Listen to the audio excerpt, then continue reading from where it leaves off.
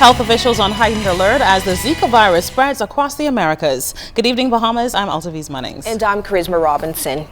With the Zika threat going from mild to alarming proportions in the Americas, World Health Organization officials have set up an emergency team after what they call an explosive spread of the virus. And with this in mind, Bahamian health authorities are keeping a close eye on this global medical concern.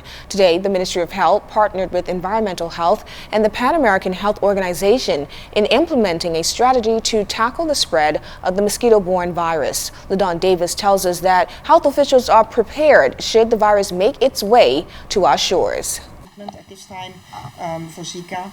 It's this shocking statement, along with some 4,000 reported cases of the Zika virus in Brazil and widespread alarm of the virus in some 22 countries, including the United States, which prompted local health officials to fully prepare themselves for the Aedes aegypti mosquito-borne Zika virus.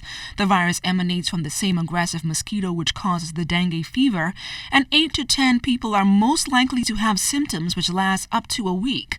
And these include a fever, a skin rash, joint and muscle pains, red watery eyes, headaches, and weakness. If you're experiencing these symptoms, drugs like ibuprofen and Advil should not be taken. PAHO Representative Jerry Eikemans says the World Health Organization has called an emergency meeting to map out ways to respond to the increasing number of cases in the region. Because of this concern, this morning, WHO Director Dr. Chan said that she will call a special meeting of an emergency committee to the international health regulations on Monday, the 1st of February. And this committee will then give recommendations to WHO and to the world on how to react. This is an expert committee, and this advice will be vital to generate this crucial technical advice and also the financial resources that are going to be needed in the countries to halt the spread of Zika. There's also an urgent need for the development of tests and vaccines. Now, if you are a pregnant woman, Dr. Percival McNeil gave these preventative measures you should consider to avoid becoming infected. Our advice to pregnant women is to be aware of the areas where Zika virus has been identified if you're traveling to that area, and take the necessary precautions.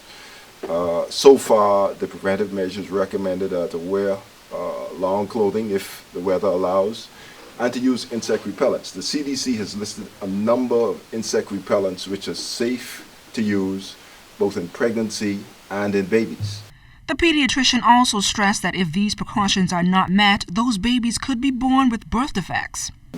Normally in pregnancy, a baby develops over a 9-month period. The brain in itself develops in the first 3 months or so.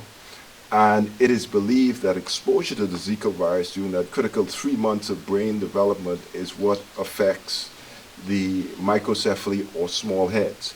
Assistant Director of the Department of Environmental Health Services, Andrew Thompson, says fogging exercises will continue throughout this country starting Monday. He says tips to decrease the breeding grounds for the Aedes aegypti mosquito are quite similar to that of the dengue fever, and is once again appealing to Bahamians to do their part. The breeding places, the drums, the bucket, the tires, the flower vase, the management of certain containers, because some persons would collect water for horticultural purposes or for domestic purposes. Take, for instance, they like to boil the peas. Well, in that instance, we'd like for them to manage those containers. And by just taking the same window screen wire, putting it over the drum and tying it, you can collect the water, but you don't breed mosquitoes in that way. While there are no identified cases of the virus in the Bahamas, there are visitors who travel to and from those countries, which officials say can pose a threat to our borders. Now, the Department of Public Health will be distributing these alert cards to persons traveling to and from countries affected by the Zika virus. LaDon Davis, ZNS Network News.